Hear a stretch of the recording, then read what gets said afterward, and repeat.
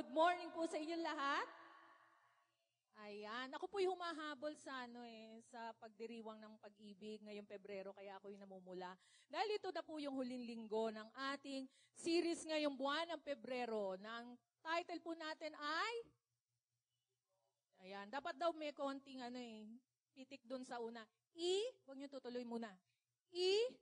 Emotion. Ayan. No, para talaga maunawaan natin na sinasabi ngayong buwan ng Pebrero na ang pag-ibig ay hindi feeling lang. No? Ang totoong ibig sabihin ng pag-ibig ay hindi sa nararamdaman lamang, kundi sa mga sinasabi natin, mga bagay na patuloy nating pinapahayag ang pag-ibig natin sa isa't isa. And kanina, sinabi na sa atin ni Pastor Bong, anong mga natutunan natin na itong mga nakaraang linggo. Sino po sa inyo, mas na ngayon, lumevel up ang kanilang pag-ibig sa isa't isa, sa pamilya, no, o sa mga kapatiran, lumevel up, ganun. Naku, wala pa. Okay lang yan, oo. Huwag kayong mag-alala. Kasi ang pagbabago ng puso natin ay isang proseso. Kaya huwag kayong gi-give up. Hindi ibig sabihin pagkatapos nyo marinig yung pagtuturo nung last week, nag-pray kayo, kaya pag uwi nyo ay mahusay na kayo na magsalita ng words of love. Minsan natetest pa nga dyan. Sabi nga ni Pastor kanina, sino sa inyo naging aswang? Witch na lang. Sino sa inyo? Lalo na yung mga nanay, di ba? Pag uwi pa lang, pagdating, no? Yung mga hugasin, nakatambak, yung basura, nakabuyangyang na gano'n, di ba? Parang, love, pakitapon ng basura, medyo extra effort. Di ba? Pero yan ang itinuturo sa atin ng Panginoon sa buong buwan na ito. And I believe na sa umaga na ito, ako ay binigyan ng pagkakataon muli ng Panginoon. Yung iba yata sa inyo nagulat, ito si PM. No? Pastora Marifi. Kasi madalas, taong likod ho ako eh. Kasok niya, kikita niyo ako sa likod. No? Pero purihin ng Panginoon at nagkaroon ako ng pagkakataon ngayon na ibahagi sa inyo na ako rin mismo tinuturuan ng Panginoon sa area na ito. So sama-sama tayong matuto sa umaga na ito na higit lalo nating maunawaan ang tunay na ibig sabihin ng pag-ibig. So tayo manalangin. Panginoon, marami pong salamat. Thank you so much, Lord God, for showing us what love is. There at the cross, O Lord, pinahayag mo sa amin ang tunay na pag-ibig. At salamat, Lord God, na kami na tumugon sa iyong pag-ibig ay patuloy mong binabago sa araw-araw. Hindi po madali, subalit dahil sa biyaya mo, alam namin, Panginoon, na mapagtatagumpayan namin. At alam namin na lalo kaming magbabago sa bawat araw na pipiliin namin na sumunod sa iyo. Kaya't sa umaga na ito, dalangin namin, nabuksan mo ang aming puso, ang aming isipan, ang aming buong pagkatao, upang higit naming marinig ang tinig mo. At tuluyan nga na mabago ang aming mga buhay, ang aming mga puso, ang aming pagkaunawa sa tunay na ibig sabihin ng umibig, ng hindi lamang base sa aming pakiramdam, kundi base sa katotohanan. Salamat, Panginoon, sa pangalan ni Jesus. Amen. Meron akong dalawang istorya na ikikwento sa inyo ngayong umaga. Ayan. Sino sa inyo, noong February 14, ay nakatanggap ng flowers? Ayan, nahiya sila bigla. Ng chocolates. Mata si Gilo, nakatanggap ko ng flowers? No? Sino sa inyo may date, nag-date ng 14, di ba? Ganyan. Kasi alam nyo, pag February 14, hinihintay-hintay yan, lalo na ng mga kababaihan. Tama ba ako? Ako hinihintay-hintay ko. Dalawa yan anniversary at saka February 14, di ba? So, nung bago mag-February 14, kami ni Brother Ed ay nagpunta ng Greenbelt. Ganon. Parang kami, napuwersang mag-date. Walang plano. Kasi si Swanee, meron siyang anak kong panganay, meron siyang meeting kasama ng medyo mga bigatin doon sa kumpanya nila. At meron silang dinner hanggang alas 9. Nanggaling ako sa isang seminar, tapos dumiretso na kami ron. So, ang aga namin dumating doon, parang 6 o'clock pa lang, gano'n. Di hahantayin namin siya hanggang alas 9. Diba? So, napilitan kami mag-date ni Brother Ed. Tapos, nung nasa Greenbelt na kami, pagod na pagod kami, lakad kami ng lakad. Kasi nagtataka po ako, alam niyo si Brother Ed, siguro sa mga nakakakilala rito. Sorry baka hindi. Loves ko yan. Sabi nga doon sa kanina, love you. No? Alam mo si Brother Ed, isa sa mga gifts niya, no, skill niya, hindi yan naliligaw. Oo. Kaya ang galing niyan, driver. Pag binigyan niyo yan ng address, mahahanap niya yan. Kahit sampang bundok ng Timbuktu yan. No? At ganito pa yan magmaneho. Pag tinanong mo yan, Daddy, anong oras tayo makakarating sa ganitong lugar? Lalo na pag first time, yung kamukha nung nagpunta kami sa Batis. Doon sa may San Pablo. Oo, sa spring, ganon. Anong oras tayo makakarating dyan? Bago, tapos sasabihin niya, nandun tayo ng 4:46 p.m. O ha? Pagdating namin to, paghinto, 4:46 p.m. Ganon yan, malupit. No? Hindi naliligaw, tapos kalkulado pa yung dating. No? Kaya paborito yan ng mga, yung maarkila ng sasakyan. Minsan nire-request pa siya. Pero ito nangyari sa Greenbelt. Nung naglalakad kami, gaganon-ganon siya. Wala ako talagang alam dito sa Greenbelt. No, naliligaw kaming dalawa. Greenbelt, sabi ko, Greenbelt? Makati? Wala ka bang naging guest dito? Hindi talaga ako nakakarating dito sa madaling salita. Kaya ikot-ikot po namin. Napagod kami dahil ako ang naging navigator nung araw na yon. Now, yan yung Greenbelt 5, yan yung ikot kami na ikot. Sige, ikutin natin para pagbalik mo rito, alam mo na nandiyan pala yung ganitong restaurant. So, baligtad. Dahil ako, naliligaw ako eh. So, dahil sa pagod namin at pinanonood lang namin yung mga tao na nagbibigay, nag-celebrate, pre-Valentine celebration, nagbibigayan ng mga ganyan, no? Chocolates and roses. Tinitingnan ko pa lang yung mga bulaklak. Grabe to. Mukhang pamalengke ko na to ng 1 linggo. Yung itsura, yung di ba kamahalan pagka Valentine, dalawa lang yan, mahalang bulaklak eh. Pag araw ng patay, tsaka araw ng puso. Grabe to. Sabi ko, ang gaganda ng bulaklak. Tapos with matching chocolates pa yan. Teddy bear. Sino naka-receive ng teddy bear?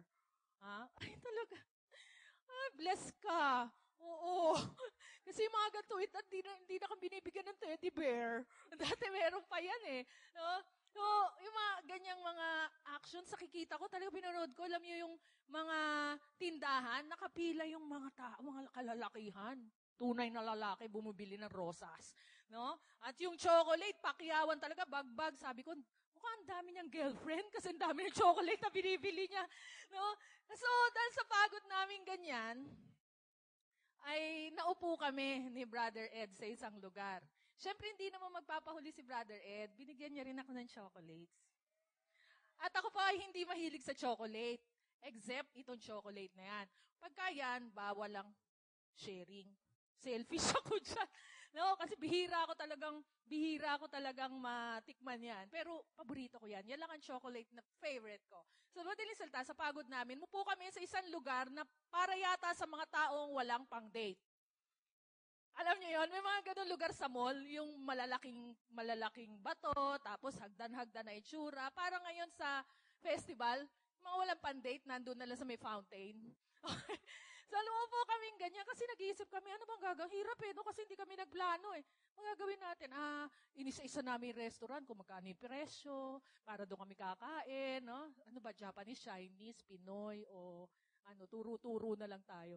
So, nakaupo kaming ganyan, may nag-uusap doon na, may babae ron sa tabi namin, tapos may 2 couple naman doon sa likuran namin. Kaming 2, nakapangalumbaba. Hinihintay namin mag 7 o'clock para mag-dinner na kami. So, meron dito babae, text siya ng text. Parang siya, yung may hinihintay na excited, halo-halo, na stress, ganyan. Tapos, may dumating na papa.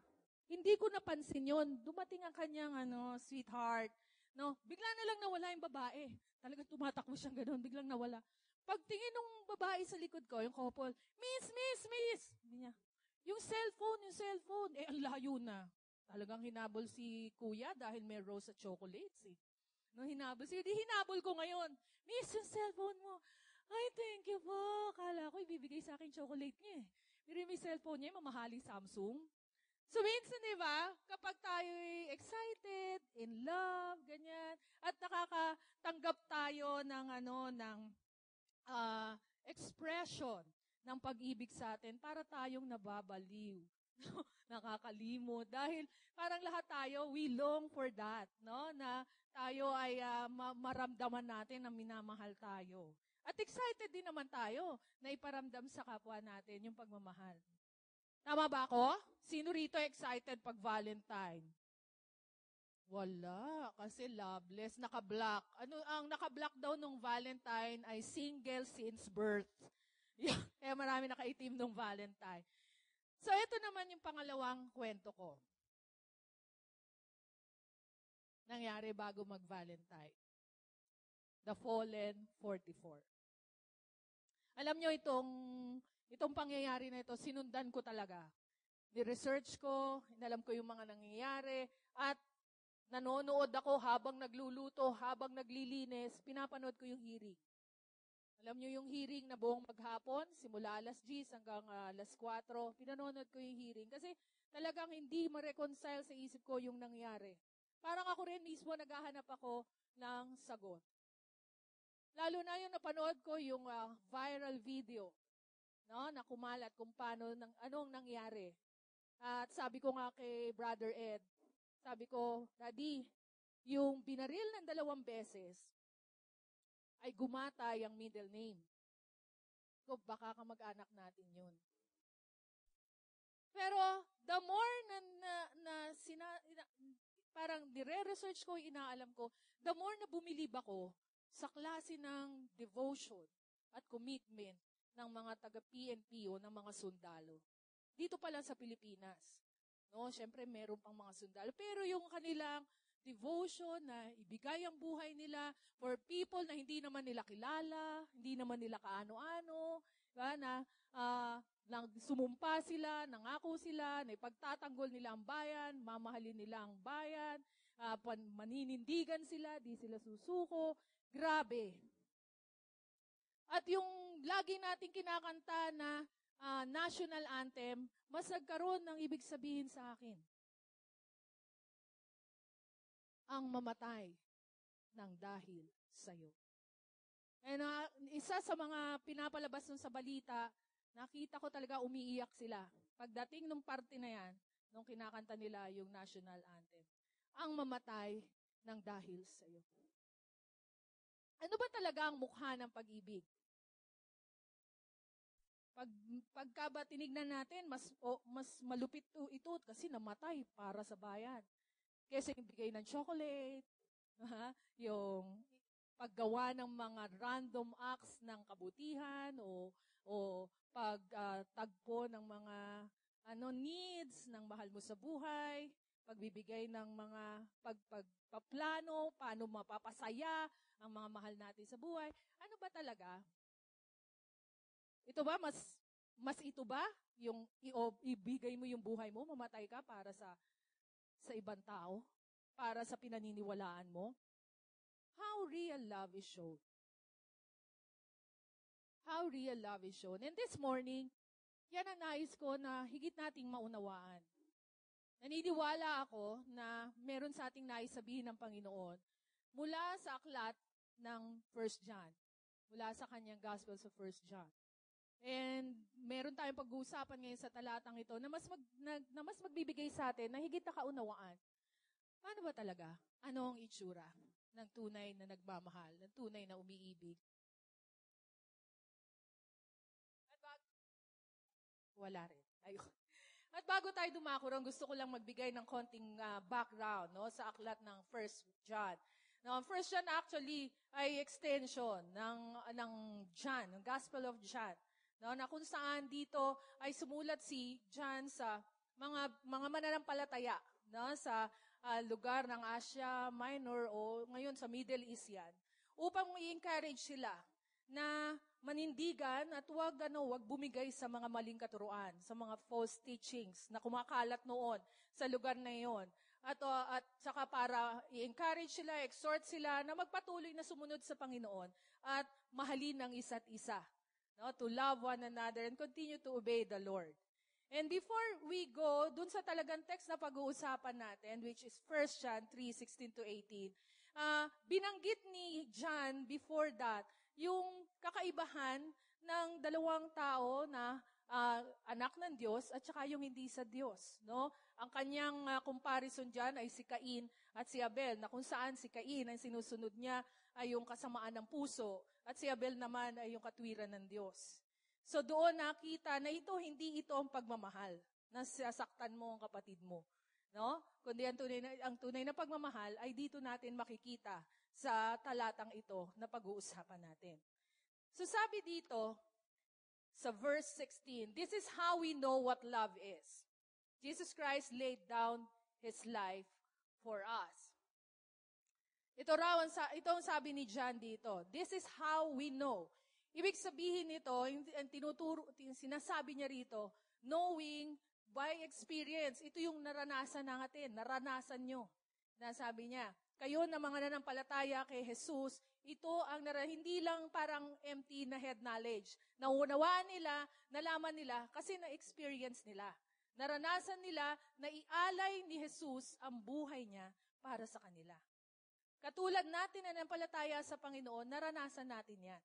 No? Ang buhay na meron sa Panginoon dahil nanampalataya tayo at nanalig tayo na si Jesus ang umibig sa atin at inalay niya ang buhay niya sa atin. Kaya tayo ay nababago sa araw-araw dahil sa pag-ibig na yon.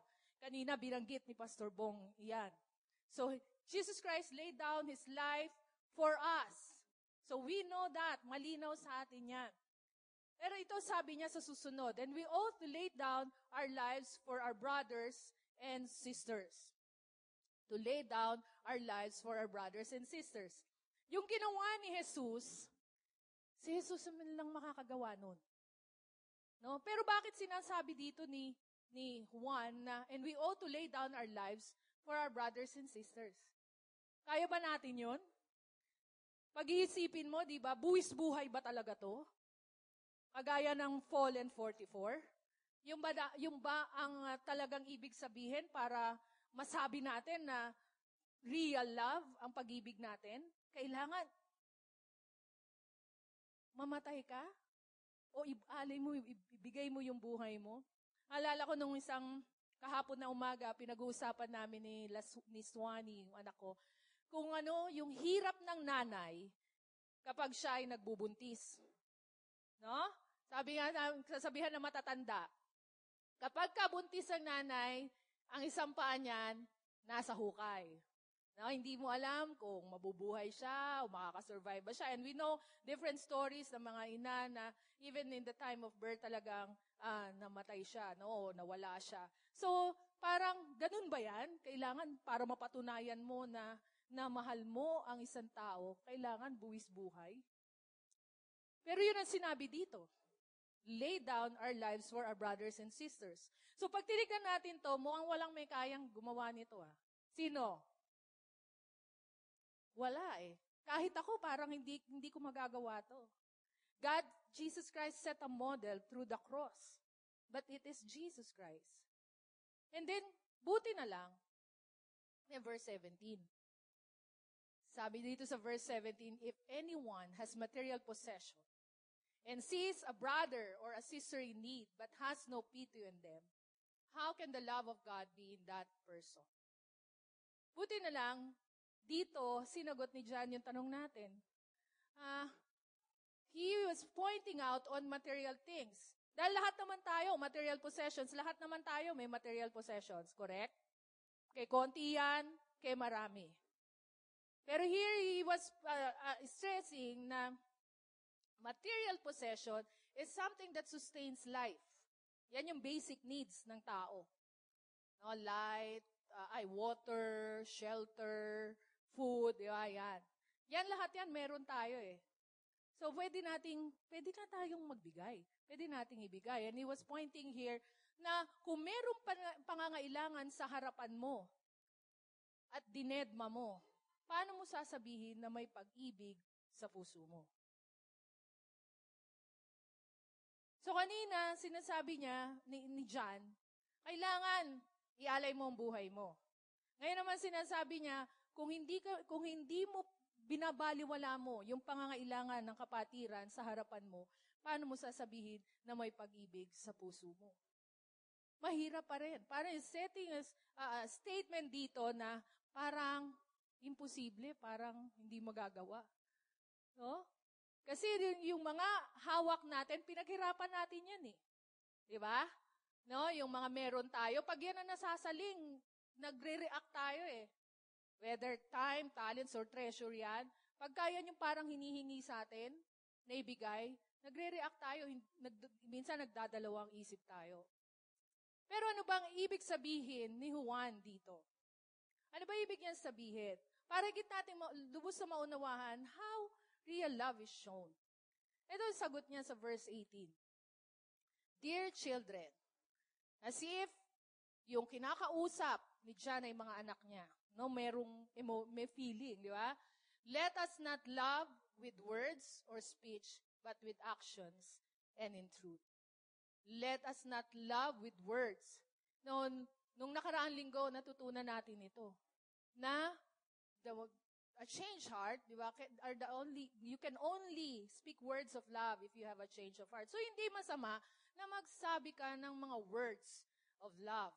Okay? Hindi dinidisvalidate ni John ito rito. In some translations, sinabi niya, but let us not love merely with words. Hindi yung words lang. Or speech, but with actions and in truth. With actions and in truth. Ito, alam natin ito. Familiar tayo dito. Di ba?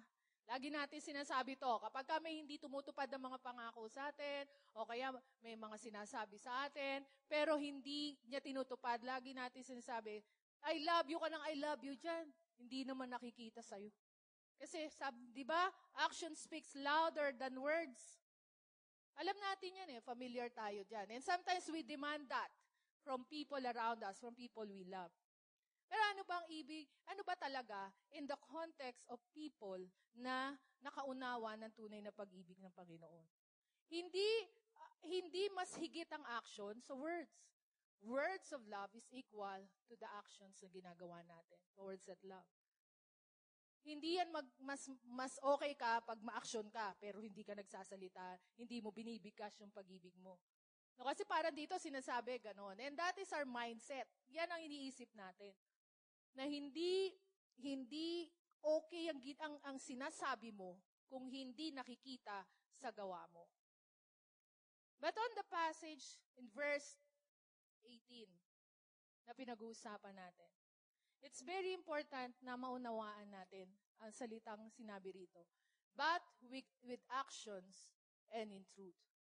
What do we mean that with actions and in truth? Ano yung tinutukoy dito ni John na truth? So in the start, sa simula ng verse na ito na binasa natin, nakita natin saan tayo nagsimula? Sa ginawa ni Jesus.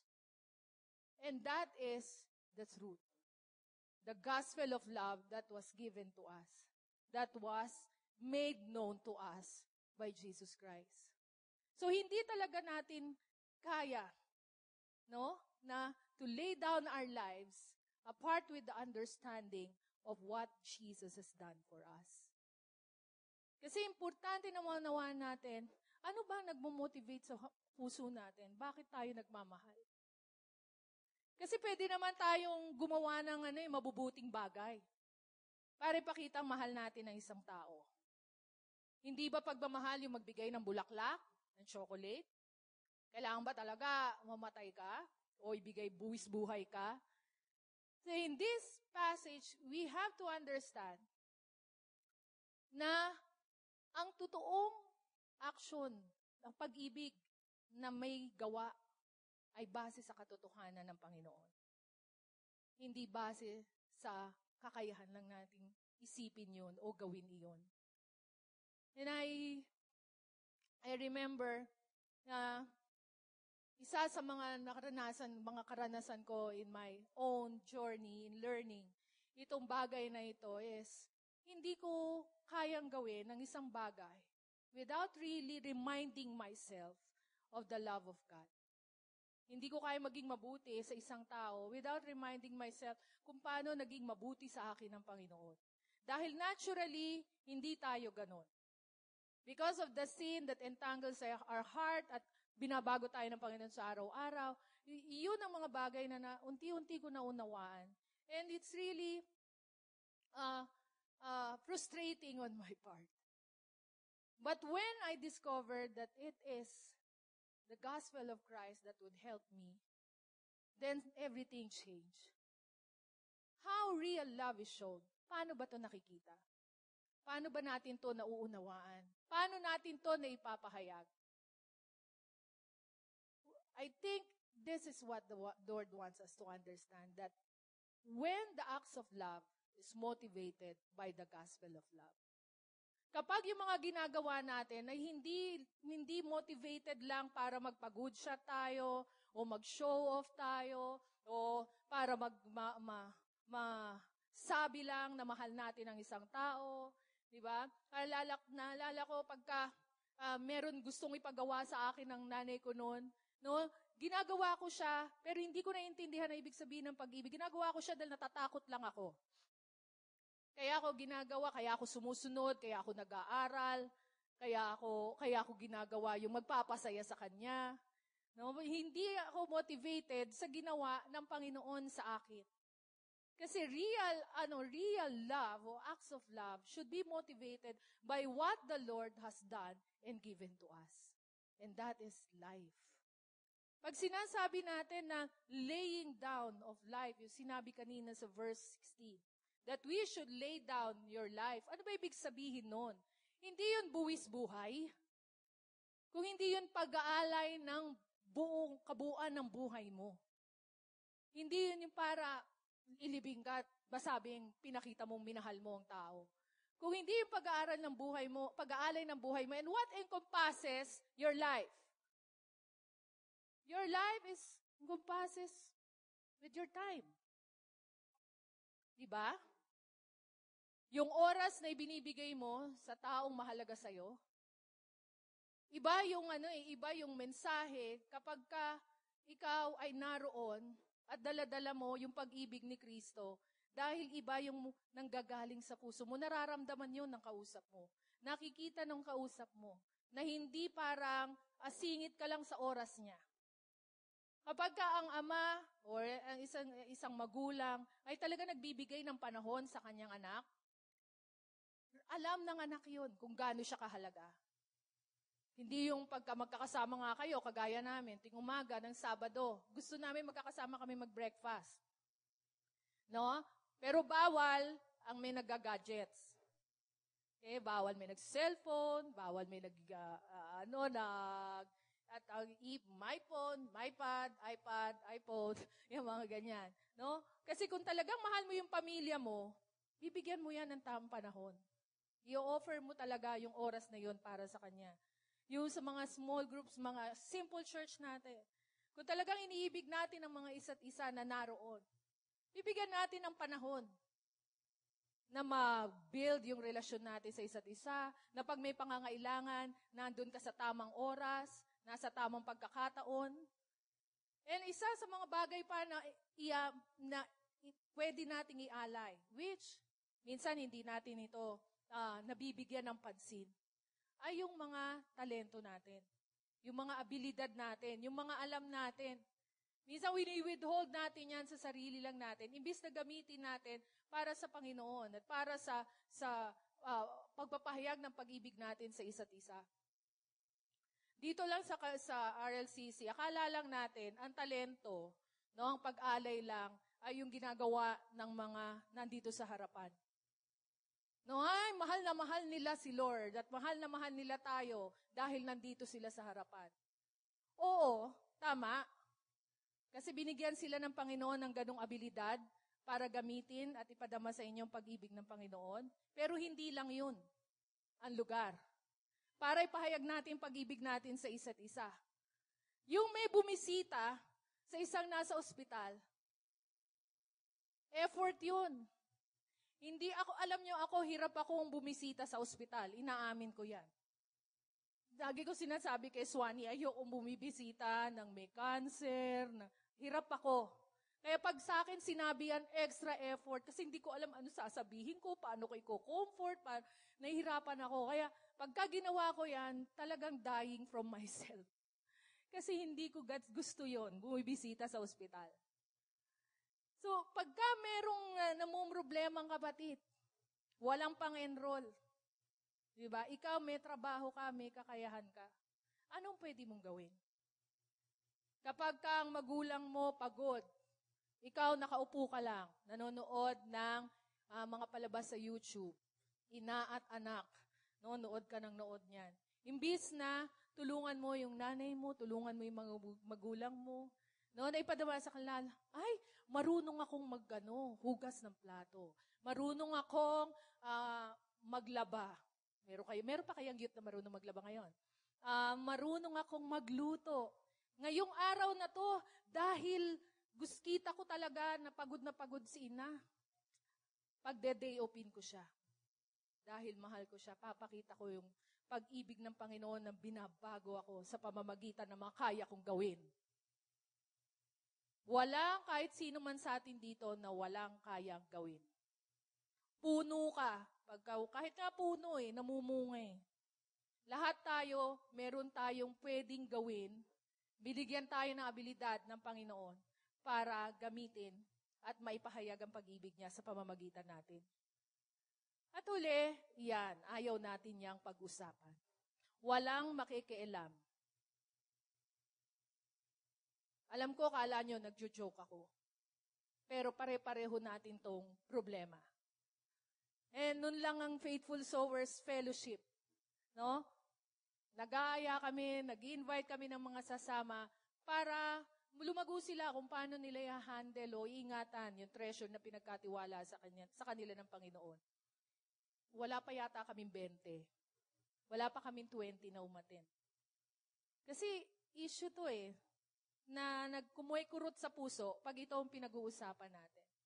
Kaya dito sa bagay ng mga paano gagamitin ang kayamanan o blessings na pinagkaloob sa atin ng Panginoon, yung pinunto ni John kanina, kung may nangangailangan, pagkatapos dinedma mo, nasa ng pag-ibig ng Diyos sa'yo, yung mga tanong na ganyan, ay tanong, nasa ng puso mo? Nandun ang yaman mo So kung magmamahal ka, doon mo ibibigay ang yaman mo. So ito yung tanong. Are you laying your life? Are you laying your life for your brothers and sisters? With your time, talents, and treasure. Si Swanee, my eldest daughter, which last week nag-preach siya. I'm really para impressed sa klase ng ng buhay niya, how she lives her life with her time, talents, and treasure. Minsan, nakakainis na nga kasi feeling ko, sabi ko, anak, ano ka ba? Parang may sakit ka na yatang counselitis. Alam niyo yun? Lahat gustong counselan. No? Pagka kakain kami ng lunch, kasi gusto namin sabay-sabay kaming kakain ng lunch. Pagka napalabas na yan, Ate Swanee, yung yung tatay ko, sinapak ako uli ka, upo tayo. Tagal, no? Pray. Tapos sabihin ko, Rizal, tawagin mo na yung ate mo. May meeting pa ng 2:00. Mami, may kausap si ganyan Okay, di hantay kami. Kasi gusto namin sabay-sabay kumakain. Tapos, maya-maya, ay mami, tapos na. Di lakad ang Swanee, di ba? Alam niyo naman maglakad si Swanee, di ba? Lakad si Swanee. Ate, yung boyfriend ko, nag-break kami. Uli ka, upo tayo dito. Ganyan, no? Ganun na naman saan. Pagka, Rizal, kaya mo na, mami, may kausap na naman. Iba na naman yung kausap. So, kaya dapat, sabi ko nga sana, yung opisina namin, medyo malapit dito. Para maiksi lang yung nilalakaran niya. Diretso lang, doon sa opisina. Pero minsan, dito pa lang, paglabas niya, di sa pinto, doon. Tapos minsan, mapapababa pa dahil mag-CCR.